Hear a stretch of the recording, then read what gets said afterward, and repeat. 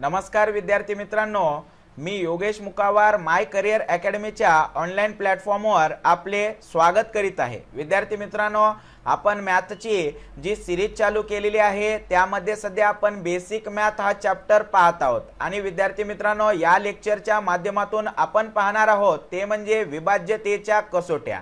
त्याला इंग्रजीमध्ये विद्यार्थी मित्रांनो आपण म्हणतो डिव्हिजिबिलिटी टेस्ट असे म्हणतो आणि या कसोट्या आपण इयत्ता 5वी मध्ये शिकलेलो आहोत। विद्यार्थी मित्रांनो पहा, आपण आता सध्या 2 ची कसोटी पाहत आहोत। 2 ची कसोटी आपल्याला काय सांगते तर ज्या संख्येच्या पाहू शकता तुम्ही, ज्या संख्येच्या एकक स्थानी म्हणजेच शेवटी 0 2 4 6 8 यापैकी एखादा अंक म्हणजे कोणताही एक अंक असेल तर त्या संख्येला 2 ने निशेष भाग जातो, म्हणून त्याला 2 ची कसोटी असे म्हणतात। आणि विद्यार्थी मित्रांनो पहा, आपल्याकडे उदाहरण दिलेले आहेत। काय म्हणते उदाहरणामध्ये आपल्याला सांगितलेलं आहे 2468 या ठिकाणी आपल्याला एकक स्थानी 8 दिसत आहे, म्हणून या संख्येला आपण 2 ने निशेष भाग जातो असं म्हणू। पहा या ठिकाणी 7290 आणि एकक स्थानी 0 दिसत आहे, म्हणून या पण संख्येला आपण 2 ने निशेष भाग जातो असे सांगतो।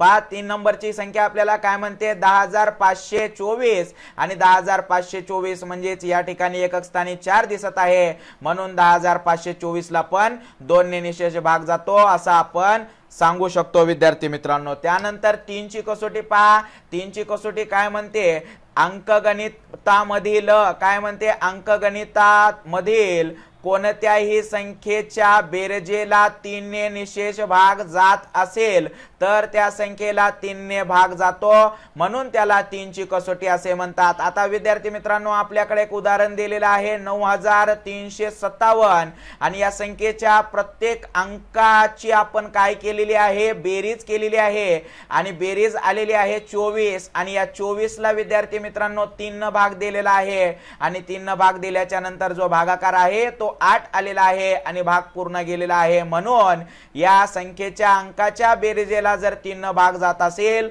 तर या संख्येला पण 3 ने भाग जातो असं आपण या ठिकाणी सांगणार आहोत। 4 ची कसोटी पहा विद्यार्थी मित्रांनो, 4 ची कसोटी काय म्हणते जेव्हा एखाद्या संख्येच्या शेवटच्या 2 म्हणजेच एकक व दशक स्थानच्या अंकांना 4 ने भाग जात असेल तर त्या संख्येला 4 ने पूर्ण भाग जातो, म्हणून त्याला 4 ची कसोटी असे म्हणतात। म्हणजे शेवटच्या 2 अंकांना म्हणजेच एकक आणि दशकला जर 4 ने भाग जात असेल तर पूर्ण संख्येला पण 4 ने भाग जातो। आता उदाहरणामध्ये आपल्याला या ठिकाणी सांगितलेलं आहे विद्यार्थी मित्रांनो पहा 72728 अशी एक आपण संख्या घेतलेली आहे, म्हणजेच आपण त्याला असं म्हणू 72728। आता या ठिकाणी एकक स्थानी 8 आणि दशक स्थानी 2 म्हणजेच 28 अशी संख्या दिसत आहे आणि विद्यार्थी मित्रांनो 28 या संख्येला 4 ने पूर्ण भाग जातो, म्हणून या संख्येला पण 4 ने पूर्ण भाग जातो असं आपल्याला या ठिकाणी सांगता येते। आता पहा 5 ची कसोटी काय म्हणते विद्यार्थी मित्रांनो, पाहू शकता तुम्ही ज्या संख्येच्या एकक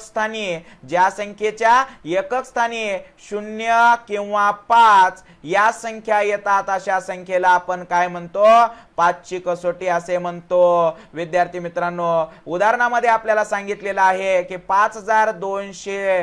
5245 आणि या ठिकाणी एकक स्थानी 5 दिसत आहे। दुसरं उदाहरण आपल्याकडे सांगितलेलं आहे 8320 आणि या ठिकाणी आपल्याला एकक स्थानी 0 दिसत आहे। म्हणजे 0 किंवा 5 जर एकक स्थानी येत असेल तर त्याला आपण 5 ची कसोटी असे म्हणतो किंवा त्या संख्येला 5 ने निशेष भाग जातो असं पण म्हणतो। पहा 6 ची कसोटी काय म्हणते विद्यार्थी मित्रांनो, या ठिकाणी अंकगणितातील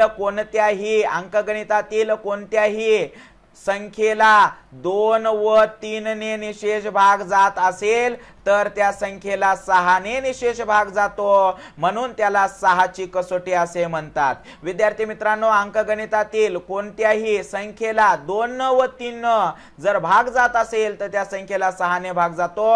आता पहा या ठिकाणी विद्यार्थी मित्रांनो आपल्याकडे एक संख्या घेतलेली आहे की संख्या आहे। आता या संख्येला जर विद्यार्थी मित्रांनो 2 न भाग जात असेल आणि 3 न भाग जात असेल तर या संख्येला 6 न भाग जातो। आणि विद्यार्थी मित्रांनो, यापूर्वी आपण आपण 2 आणि 3 ची कसोटी शिकलेली आहे. तुम्ही या ठिकाणी अप्लाय करून पाहू शकता. पहा विद्यार्थी मित्रांनो, 7 ची कसोटी काय म्हणते आपल्याला. 7 ची कसोटी सांगितलेली आहे, दिलेल्या संख्येच्या एकक स्थानी, बघा काय म्हणते, दिलेल्या संख्येच्या एकक स्थानच्या अंकाची दुप्पट करून ती संख्या उर्वरित संख्येतून वजा करावी आणि येणारी वजाबाकी जर 7च्या पटीत येत असेल किंवा आली असेल तर त्या संख्येला 7 ने पूर्ण भाग जातो, म्हणून त्याला 7 ची कसोटी असे म्हणतात. म्हणजे विद्यार्थी मित्रांनो, या ठिकाणी आपल्याला उदाहरण दिलेलं आहे, तुम्ही प्रॅक्टिकल करून पाहू शकता. पहा 8 ची कसोटी काय म्हणते आपल्याला सांगितलेलं आहे, ज्या संख्येच्या, पाहू शकता, जर दिलेल्या कोणत्याही संख्येच्या शेवटच्या 3 अंकाला म्हणजेच एकक, दशक आणि शतक स्थानपासून तयार झालेल्या 3 अंकी संख्येला जर 8 ने भाग जात असेल, 8 ने पूर्ण भाग जात असेल तर दिलेल्या संख्येला देखील 8 ने पूर्ण भाग जातो, म्हणून त्याला 8 ची कसोटी असे म्हणतात. विद्यार्थी मित्रांनो, एकक स्थानी 6 दिसत आहे, दशक स्थानी 1 आणि शतक स्थानी 4 म्हणजे 416 ला विद्यार्थी मित्रांनो जर 8 ने भाग जात असेल तर पूर्ण संख्येला पण 8 ने भाग जातो, असं आपल्याला सांगायचं आहे, या ठिकाणी समजून घ्यायचं आहे. त्यानंतर 9 ची कसोटी काय म्हणते तुम्ही पाहू शकता. 9 ची कसोटी सांगते, जर दिलेल्या संख्येच्या बेरजेला 9 ने पूर्ण भाग जात असेल तर त्या संख्येला देखील 9 ने पूर्ण भाग जातो, म्हणून त्याला 9 ची कसोटी असे म्हणतात. आणि विद्यार्थी मित्रांनो, या संख्येच्या आपल्याला बेरीज करायची आहे, जे संख्या आहे या संख्येच्या पूर्ण अंकाला आपण बेरीज करून आणि नंतर याला मग 9 ने भाग जातो की नाही हे पाहायचं आहे, तुम्ही पाहू शकता. त्यानंतर 10 ची कसोटी काय म्हणते विद्यार्थी मित्रांनो, पहा, ज्या अंकांच्या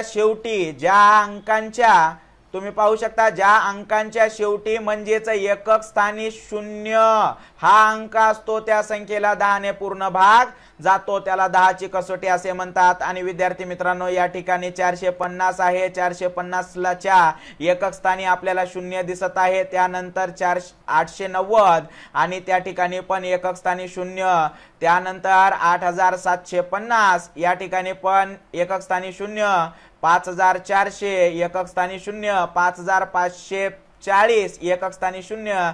विद्यार्थी मित्रांनो, सर्व संख्यांच्या एकक स्थानी 0 आहे, म्हणून या सर्व संख्यांना 10 ने भाग जातो असे आपल्याला या ठिकाणी सांगायचं आहे.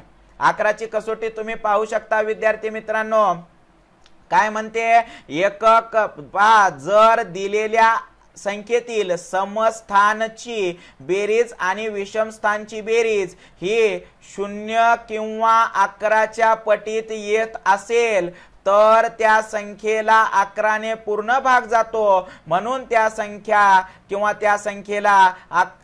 त्याला 11 ची कसोटी असे म्हणतात. विद्यार्थी मित्रांनो, या ठिकाणी आपल्याला एक उदाहरण दिलेलं आहे, तुम्ही पाहू शकता, काय म्हणते, 75,658. आता या ठिकाणी विद्यार्थी मित्रांनो, समसंख्यांची बेरीज म्हणजे आपल्याला काय करावं लागल, ही संख्या पहिलं आपल्याला या ठिकाणी लिहून घ्यावं लागल, म्हणजेच पहा 75,658 असं आपण म्हणू. आणि समस्थान विषमस्थान म्हणल्यामुळं या ठिकाणी आपण असे नंबर देऊ शकतो, 1 2 3 4 5. आता विषम स्थानला कोण दिसत आहे, 7 दिसत आहे, त्यानंतर 6 दिसत आहे आणि त्यानंतर 1 दिसत आहे. मग या सर्वांची सर्वप्रथम बेरीज करा. त्यानंतर समस्थानला कोण दिसत आहे, तर विद्यार्थी मित्रांनो फक्त हे दोनच संख्या आपल्याला समस्थानला दिसत आहेत, म्हणजे 5 आणि 5. आणि विद्यार्थी मित्रांनो, विषम स्थान मधून समस्थान काढा किंवा समस्थान मधून विषम स्थान काढा आणि आलेले जर उत्तर आपल्याला कशामध्ये, एक तर 0 असायला पाहिजे किंवा 11च्या पटीत असायला पाहिजे. जर येत असेल तर त्या संख्येला आपण 11 ने भाग जातो असे म्हणू शकतो. विद्यार्थी मित्रांनो, तुम्ही करून पाहू शकता. 12ची कसोटी काय म्हणते विद्यार्थी मित्रांनो पहा, जेव्हा एखाद्या संख्येला 3 ने आणि 4 ने पूर्ण भाग जात असेल किंवा जातो तर त्या संख्येला 12 ने पूर्ण भाग जातो, म्हणून त्याला आपण 12ची कसोटी असे म्हणतो। आणि विद्यार्थी मित्रांनो तुमच्या समोर उदाहरण दिलेलं आहे, या संख्येला 3 न पण भाग जातो आणि 4 न पण भाग जातो, म्हणून या संख्येला 12 ने भाग जातो विद्यार्थी मित्रांनो। त्यानंतर 15ची कसोटी काय म्हणते तुम्ही पहा, जेव्हा एखाद्या संख्येला 5 ने आणि 3 ने पूर्ण भाग जातो त्याला 15 ने भाग जातो किंवा 15 ने पूर्ण भाग जातो, म्हणून त्याला 15ची कसोटी असे म्हणतात। विद्यार्थी मित्रांनो हे जे उदाहरण दिलेलं आहे या उदाहरणाला आपण 5 ने पण भाग देऊ शकतो आणि 3 ने पण भाग देऊ शकतो आणि भाग पूर्ण जातो, म्हणून दिलेल्या संख्येला 15 ने पूर्ण भाग जातो विद्यार्थी मित्रांनो। त्यानंतर पहा 16ची कसोटी काय म्हणते तुम्ही पाहू शकता।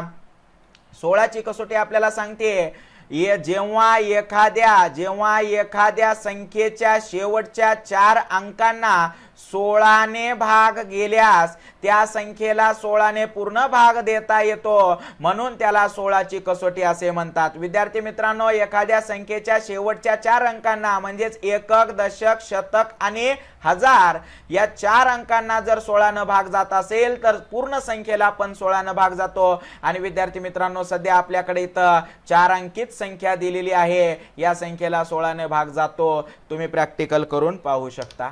त्यानंतर 18ची कसोटी काय म्हणते विद्यार्थी मित्रांनो पहा, ज्या संख्येला 2 ने बघा 2 आणि 9 ने पाहू शकता तुम्ही 9 ने भाग जातो त्याला 18 ने भाग जातो किंवा 18 ने पूर्ण भाग देता येतो, म्हणून त्याला 18ची कसोटी असे म्हणतात। आता विद्यार्थी मित्रांनो ही जी दिलेली संख्या आहे या संख्येला 2 न पण भाग जातो आणि 9 न पण भाग जातो, म्हणून विद्यार्थी मित्रांनो या संख्येला 18 ने भाग जातो, हे आपल्याला या ठिकाणी लक्षात ठेवायचं आहे। त्यानंतर विद्यार्थी मित्रांनो पहा आपण पाहणार आहोत 36ची कसोटी।